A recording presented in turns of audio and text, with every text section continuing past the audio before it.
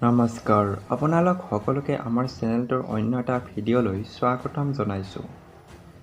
অসমৰ লগতে ভাৰতবৰ্ষৰ বিভিন্ন ৰাজ্যৰ খবৰবোৰ চাই থাকিবলৈ আমাৰ চেনেলটো ছাবস্ক্ৰাইব কৰি এটা লাইক কৰি দিব।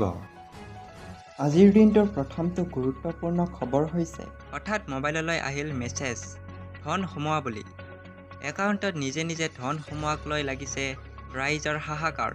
তাৰ পাছতে বেংকলৈ বুলি লৰা ঢপৰা ৰাইজৰ। অজ্ঞাত স্থানৰ পৰা সোমাল একাউণ্টত ধন। কৰ পৰা সোমাল এই ধন কোনেও নাজানে।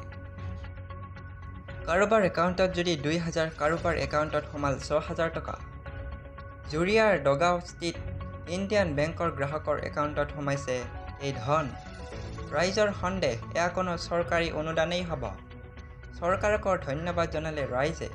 দ্বিতীয় খবৰটো হৈছে আৰম্ভ হ'ল মুখ্যমন্ত্ৰীৰ নিযুত মইনা আঁচনি। আঁচনি শুভাৰম্ভ কৰি মুখ্যমন্ত্ৰীৰ কেইবাটাও বৃহৎ ঘোষণা। প্ৰতি মাহৰ ১১ তাৰিখে বেংক একাউণ্টত সোমাব ধন।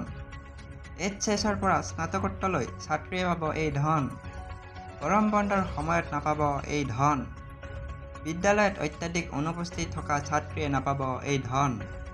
স্নাতক পৰ্যায়ত বিয়াত বহা ছাত্ৰীয়ে নাপাব এই ধন। স্নাতক পৰ্যায়লৈ বিয়াত নবহিলে লাভ কৰিব এই ধন। ৰাজ্যত ১,৫৯,০৯৩ গৰাকী ছাত্ৰীৰ একাউণ্টত সোমাব এই ধন। এইচএছ প্ৰতিগৰাকী ছাত্ৰীয়ে মাহেকত পাব ১,০০০কৈ টকা। স্নাতক পৰ্যায়ত পাব ১,২৫০ টকাকৈ। স্নাতকোত্তৰত আগবঢ়াব ২৫০০ টকাকৈ অনুদান। এই আঁচনিৰে ১০ লাখ শিক্ষাৰ্থীক সামৰি লোৱাৰ লক্ষ্য।